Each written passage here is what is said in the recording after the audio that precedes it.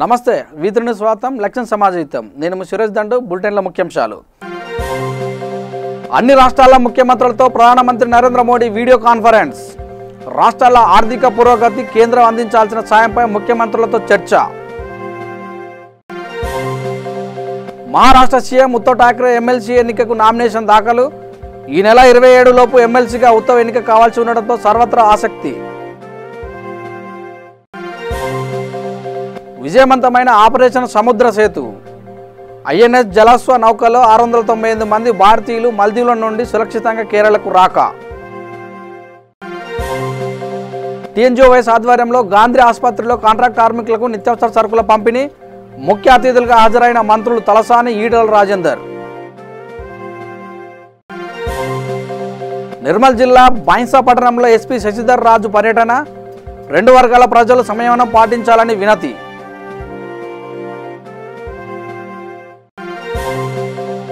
కొమరంభీం జిల్లా కాగజ్ నగర్ పట్టణంలోని SPM paper మిల్లులో ఫ్లోరిన్ గ్యాస్ లీక్ 20 మందికి అస్వస్థత ఒకరి పరిస్థితి విషమం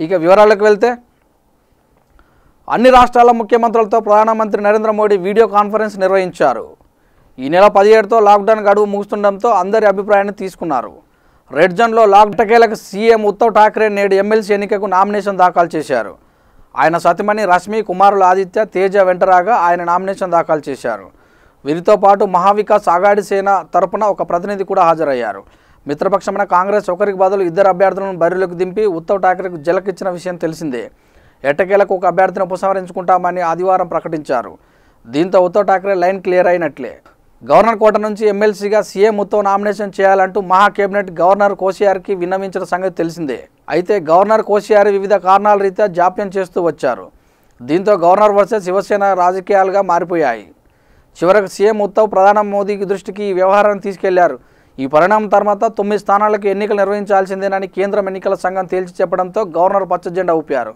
బీజేపీ 4 అభ్యర్థులను ఎన్సీపీ నుంచి 2 కాంగ్రెస్ నుంచి 2 ఇలా బరిలోకి దిగారు కాంగ్రెస్ 2 అభ్యర్థులను బరిలోకి దింపడంతో రాజకీయాలు ఒక్కసారిగా వేడెక్కాయి చివరకు ఉపసంహరించుకుంటామని ప్రకటించడంతో CM Uddhav Thackeray line clear అయినట్లే ఈ నెల 27 లోపు ఎమ్మెల్సీగా ఉద్ధవ్ ఎన్నిక కావాల్సి ఉంటుంది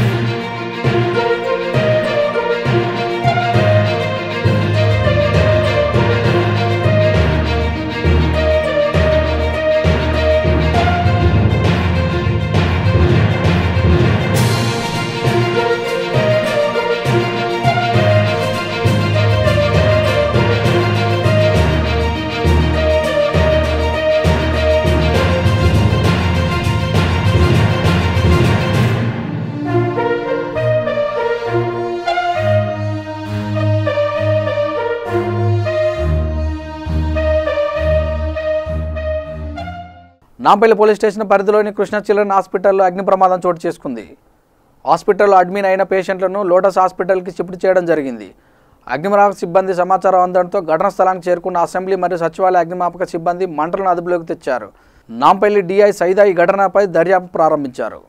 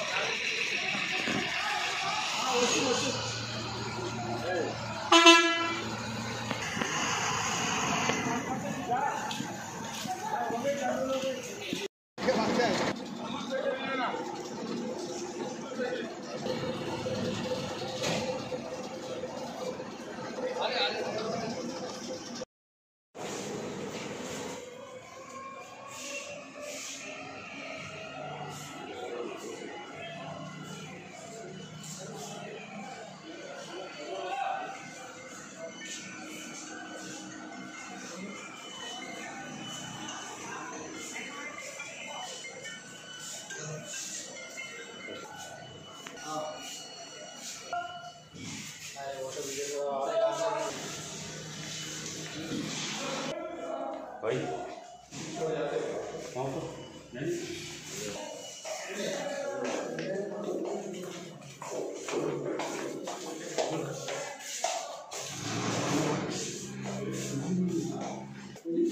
अरे सब तुम वो हाइट है बोल रहे हैं तुम बोला లాక్డౌన్లో చిక్కుకున్న భారతీయులను రప్పించేందుకు కేంద్రం చేపట్టిన చర్యలు ఫలితాన్నిస్తున్నాయి. వాయు జల మార్గం ద్వారా వారిని సురక్షితంగా స్వదేశానికి రప్పించేలా ముమ్మర ప్రయత్నాలు కొనసాగుతున్నాయి. మల్దీవులో చిక్కుకున్న భారతీయులను తరలించేందుకు బయలుదేరిన ఐఎన్ఎస్ జలస్వ యుద్ధ నౌక మల్దీవుల రాజధాని మాల చేరుకుంది. ఆపరేషన్ సముద్ర సేతు పేరిట తొలి దశలో భాగంగా భారత నౌకాదళం ఈ నౌకను ఇందుకు వినియోగిస్తుంది. ఈ జలసౌధతో పాటు ఐఎన్ఎస్ మగర్ కూడా ఈ ఆపరేషన్లో పాల్గొంటుంది. మల్దీవులో ఉన్న సుమారు 1000 మంది భారతీయులను ఈ నౌకలు స్వదేశానికి తరలించనున్నాయి. ఇండియా నుంచి మల్దీవులకు వెళ్లిన ఐఎన్ఎస్ జలసౌధ నౌకలో 698 మంది భారతీయులు సురక్షితంగా కేరళలోని కొచ్చి రేవుకు చేరుకున్నారు. వీరిలో 19 మంది గర్భిణీలు కూడా ఉన్నారు.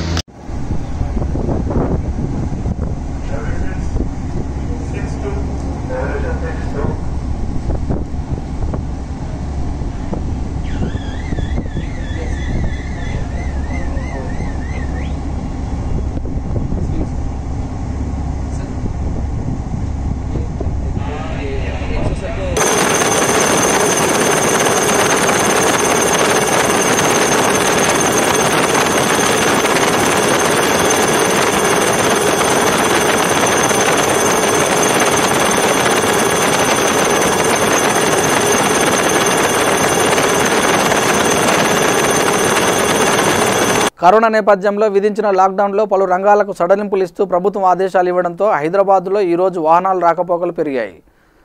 రహదారులపైకి వాహనదారులు భారీగా వస్తున్నారు. లాక్డౌన్ నుంచి పలు రంగాలకు సడలింపులు ఇవ్వడంతో రద్దీ పెరిగింది. హైదరాబాద్లోని కూడళ్ల వద్ద ట్రాఫిక్ సిగ్నల్ అధికారులు పునరుద్ధరించారు. లాక్డౌన్లో మూసివేసిన ఫ్లైఓవర్లను మళ్లీ తెరవడంతో వాటిపై నుంచి కూడా వాహనదారులు వెళ్తున్నారు. ఇప్పటికే ప్రభుత్వం ఇనుము, సిమెంటు, ఇసుక, కంకర తదితర వస్తువుల విక్రయాలు సరఫరాను అనుమతి ఇచ్చింది. వీటి రవాణా చేసే వాహనాలు ఆపొద్దని పోలీసులకు ఆదేశాలు జారీ చేసింది. ఇప్పటికే నిత్యావసర సరుకులు, స్టీల్, హార్డ్వేర్ షాపులు, నిర్మాణ రంగ పనులకు సంబంధించిన దుకాణాలు, వ్యవసాయ సంబంధ పనిముట్ల షాపులు కూడా పనిచేస్తున్నాయి. రాత్రి 7 గంటల వరకు షాపులు నడుస్తాయి. రాత్రి 7 గంటల నుండి ఉదయం 6 గంటల వరకు కర్ఫ్యూ ఉంటుంది. ఈ నేపథ్యంలో ప్రజలు భారీగా రోడ్లపైకి వస్తున్నారు.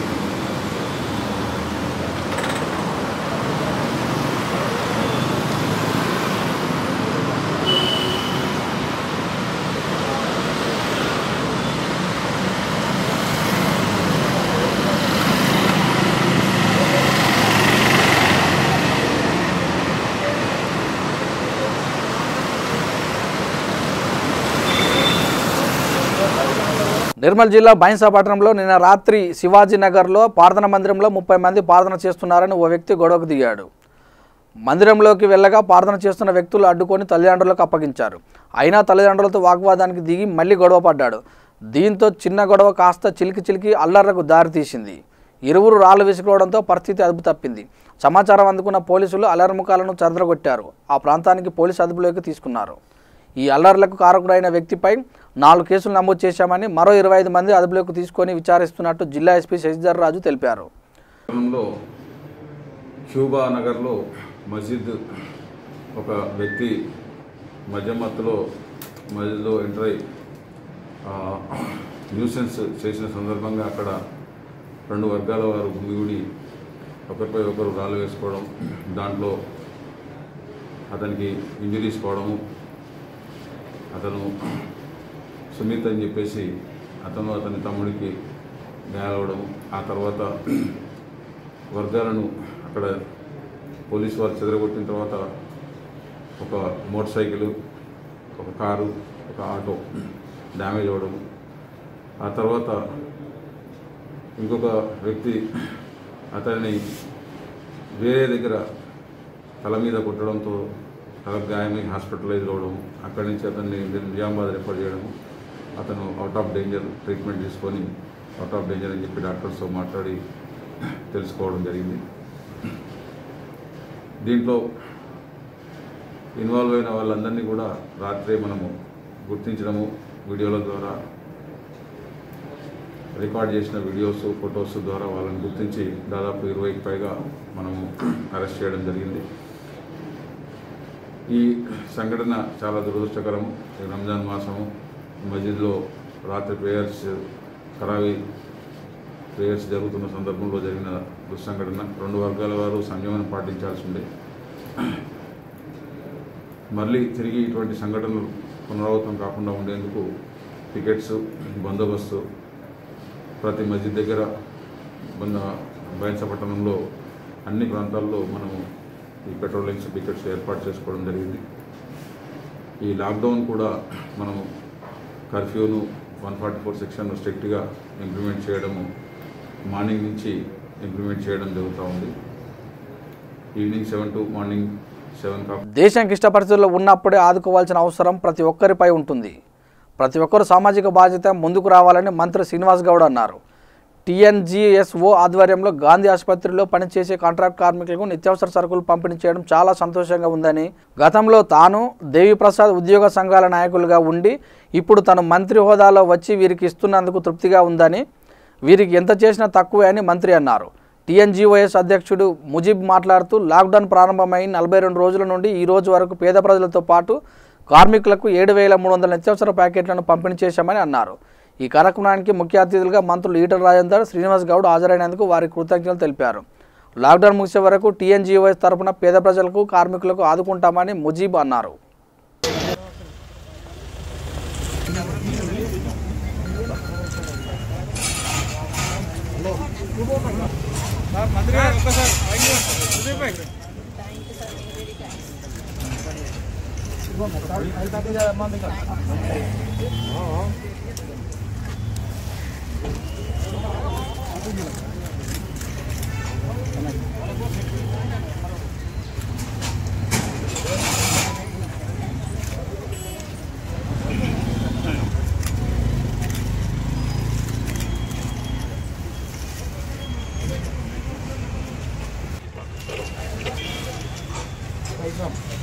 Okay.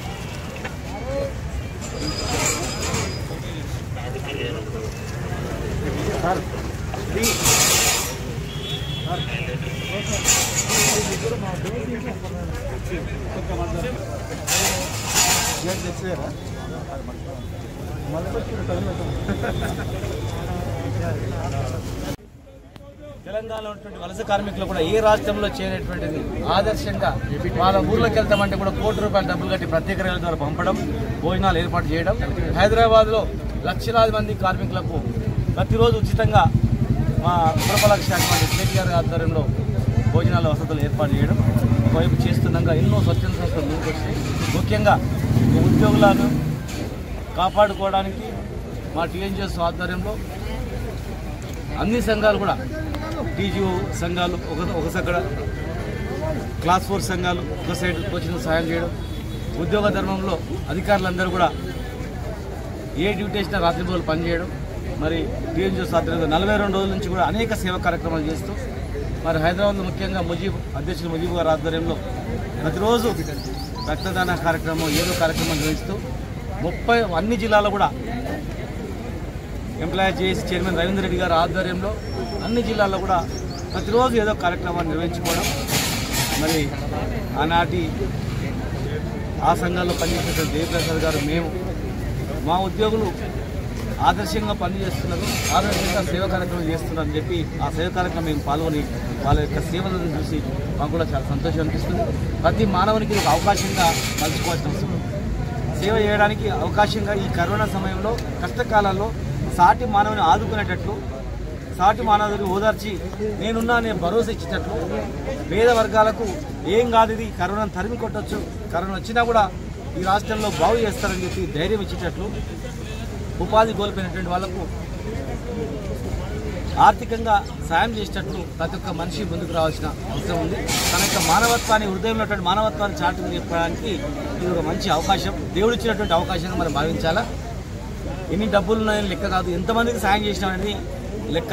ఈ సమయంలో తెలంగాణ ఎన్జిఓస్ యూనియన్ హైదరాబాద్ జిల్లా అధ్యక్షుడిని నేను ఎస్ఎం హుస్సేన్ ముజీబ్ని ఈరోజు 43వ రోజు నిరంతరంగా నా పక్షాన, నా జిల్లా పక్షాన ఈ సేవా కార్యక్రమాలు కొనసాగిస్తా ఉన్నాం. దాంట్లో భాగంగానే ఈరోజు గాంధీ హాస్పిటల్లో సేవా కార్యక్రమం చేయడం జరిగింది.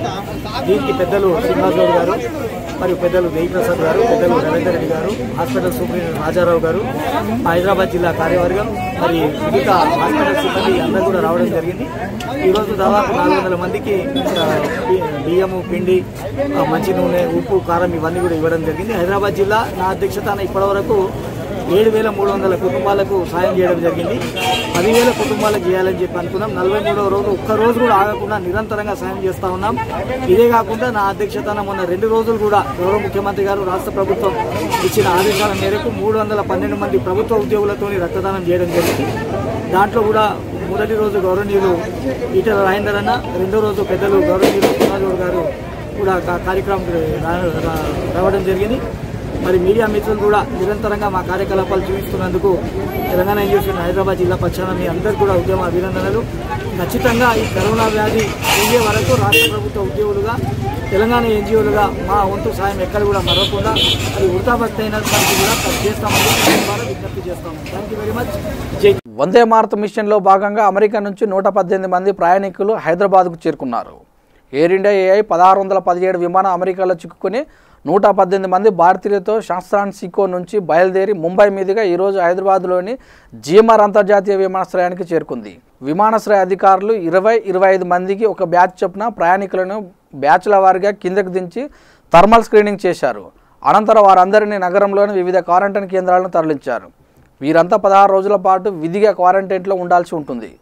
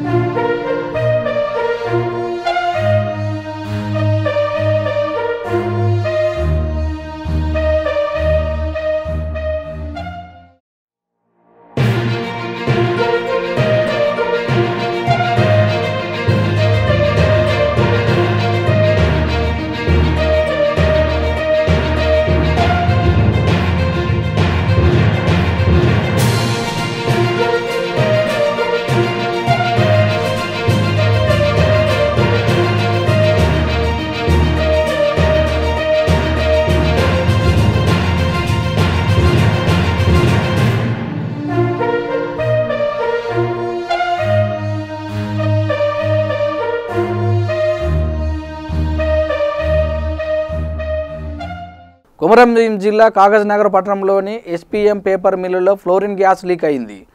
ఉదయం షిఫ్ట్లో 25 మంది ఉన్నారు. దాదాపుగా 20 మంది గ్యాస్ లీక్ వల్ల అస్వస్థత గురికాగా వీరందరినీ చికిత్స నిమిత్తం స్థానికంగా ఉన్న ఓ ప్రైవేట్ ఆసుపత్రికి తరలించారు. ఇందులో ఒకరి పరిస్థితి విషమంగా ఉన్నట్టు తెలిసింది.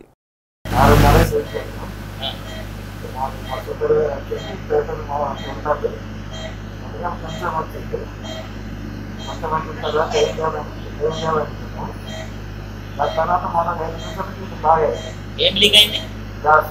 ఏ డిపార్ట్మెంట్?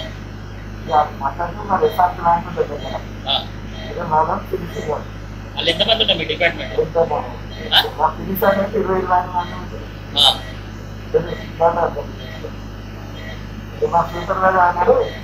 బయటికి అందరం కలిసి బయటకు ఎంతమంది?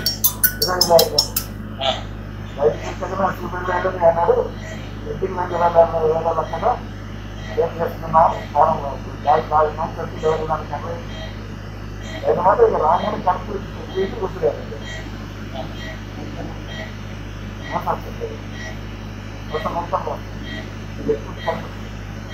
మిగతా వాళ్ళంతా ఇంటికి వెళ్ళరా? ఎవరిన కానీ లేదు. 20 మంది ఉండే 25 మంది ఉండే అంత భయం కాదు సార్. భయం తెలియదు సూపర్వైజర్కి లేదు. ఆ సూపర్వైజర్ అన్నారు హాస్పిటల్ గురికాక పోయి చెప్పి హాస్పిటల్ తీసుకెళ్ళి వచ్చి చూస్తారు. అందరూ నేను ఎవరు పట్టుకొచ్చారు ఇక్కడ? మా ఇంట్లో ఎస్పీ వాళ్ళు ఎవరు పట్టుకురాలేదా? మీరు ఇంటికి వెళ్ళరా? మద్యం విక్రయాలను నిరసిస్తూ తూర్పుగోదావరి జిల్లా రాజమహేంద్రవరంలో మహిళలు ఆందోళనకు నిర్వహించారు. కరోనా విలయతాండం చేస్తున్న వేళ మద్యం దుకాణాలు తెరవడంపై ప్రభుత్వం తీరును ఖండించారు. పెట్రోల్ బంకు పక్కనున్న మద్యం దుకాణం దగ్గర మద్యం మానండి, మజ్జిగ తాగండి అంటూ నినాదాలు చేశారు.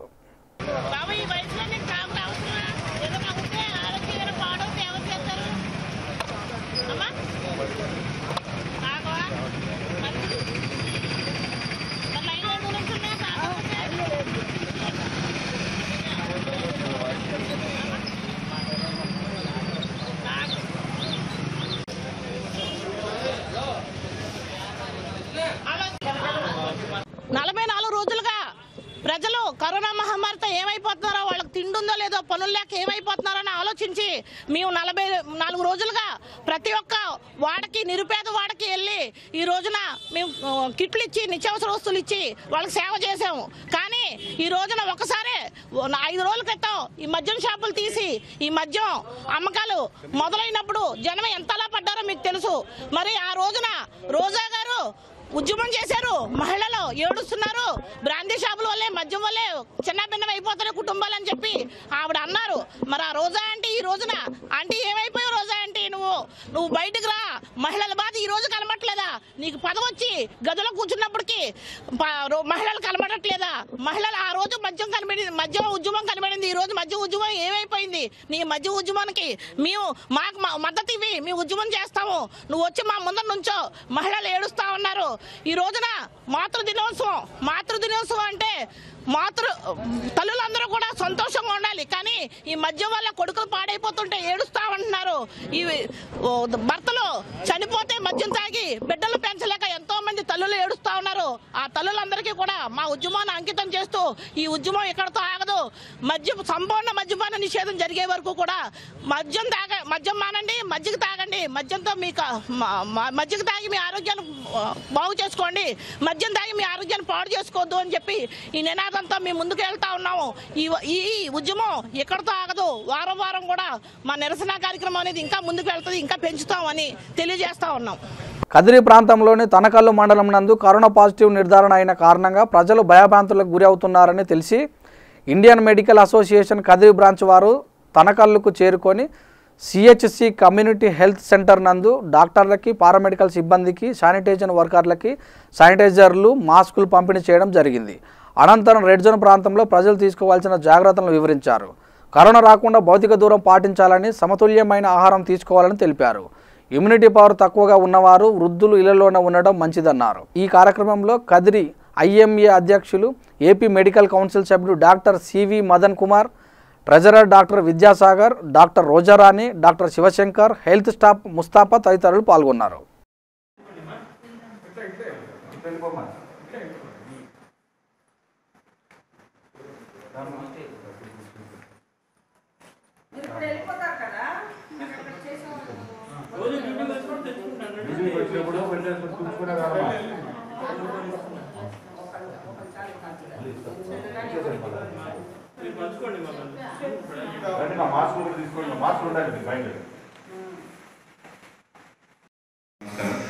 నా పేరు డాక్టర్ శ్రీ మనోజ్ కుమార్, కదిరి ఐఎంఏ అధ్యక్షుడిని. దురదృష్టకరంగా మన కదిరి ప్రాంతంలో తొలిసారిగా తనకల్లో ఒక వ్యక్తికి పాజిటివ్ రావడం జరిగింది. అతను వృత్తిరీత్యా కోయంబేడుకు చెన్నైలోని కోయంబేడుకు ప్రవేశించాడు. అతనికి మన క్వారంటైన్లో చేర్చడం జరిగింది. అతని పరీక్షలు చేయగా పాజిటివ్ అని నిర్ధారణ అయింది. ఏసిమ్టమాటిక్గా ఉన్నాడు. అతనికి ప్రస్తుతం అతను అనంతపూర్లో ఇన్వెస్టిగేషన్ కోసం మళ్ళీ పంపించాము. అలాగే మనకు పాజిటివ్ కోసం వచ్చింది కాబట్టి ఈ తనకల ప్రాంతాన్ని మొత్తం రెడ్ జోన్గా ప్రకటించారు. రెడ్ జోన్ అంటే ఏంటంటే మనం దాదాపు ఈ రెడ్ జోన్లో ఈ నెక్స్ట్ 14 నుండి 20 రోజుల వరకు దాదాపుగా అన్ని కార్యకలాపాలను పూర్తిగా ఏ కార్యక్రమాలు అన్నీ ఆపివేయడమైనది. అలాగే నిత్యావసర వస్తువులు అయితేనేది, నిత్యావసర వస్తువులు కూడా తీసుకోవడానికి అవసరం లేదు. ఇంటికి డోర్ డెలివరీ, సాధ్యమైనంత డోర్ డెలివరీ అనేది ప్రజలు ప్రతి ఒక్కరూ ఎంతో అత్యవసరమైతే తప్పితే ఇంటికి నుండి బయటకు రాకూడదు. సామాజిక దూరం ఖచ్చితంగా పాటించాలి. అలాగే ప్రతి ఒక్కరూ రోజులో మినిమం 10 సార్లు చేతులు హ్యాండ్ వాష్ చేస్తూ మనకు 10 స్టెప్పులు ఉంటాయి కదా, 6 రకాల 7 రకాల స్టెప్స్ ఉంటాయి. ఇవన్నీ కదిలో సబ్బుతో కానీ లేదా శానిటైజర్తో కానీ మనం చేతులు శుభ్రంగా కడుక్కోవాలి. బులెటిన్ ముగించే ముందు ముఖ్యాంశాలు మరోసారి. అన్ని రాష్ట్రాల ముఖ్యమంత్రులతో ప్రధానమంత్రి నరేంద్ర మోడీ వీడియో కాన్ఫరెన్స్. రాష్ట్రాల ఆర్థిక పురోగతి, కేంద్రం అందించాల్సిన సాయంపై ముఖ్యమంత్రులతో చర్చ. మహారాష్ట్ర సీఎం ఉద్ధవ్ ఠాక్రే ఎమ్మెల్సీ ఎన్నికకు నామినేషన్ దాఖలు. ఈ నెల 27 లోపు ఎమ్మెల్సీగా ఉత్తవ్ ఎన్నిక కావాల్సి ఉండడంతో సర్వత్రా ఆసక్తి. విజయవంతమైన ఆపరేషన్ సముద్ర సేతు. ఐఎన్ఎస్ జలస్వ నౌకలో 698 మంది భారతీయులు మాల్దీవుల నుండి సురక్షితంగా కేరళకు రాక. టీఎన్జిఓఎస్ ఆధ్వర్యంలో గాంధీ ఆసుపత్రిలో కాంట్రాక్ట్ కార్మికులకు నిత్యావసర సరుకుల పంపిణీ. ముఖ్య అతిథులుగా హాజరైన మంత్రులు తలసాని, ఈటల రాజేందర్.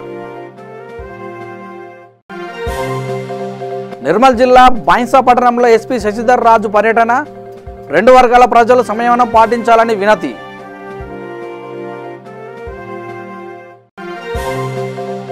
కోమరంభీం జిల్లా కాగజ్ నగర్ పట్టణంలోని ఎస్పీఎం పేపర్ మిల్లులో ఫ్లోరిన్ గ్యాస్ లీక్. 20 మందికి అస్వస్థత, ఒకరి పరిస్థితి విషమం. ఇంతటితో వార్తలు సమాప్తం. చూస్తూనే ఉండండి V3 న్యూస్, లక్ష్యం సమాజ హితం.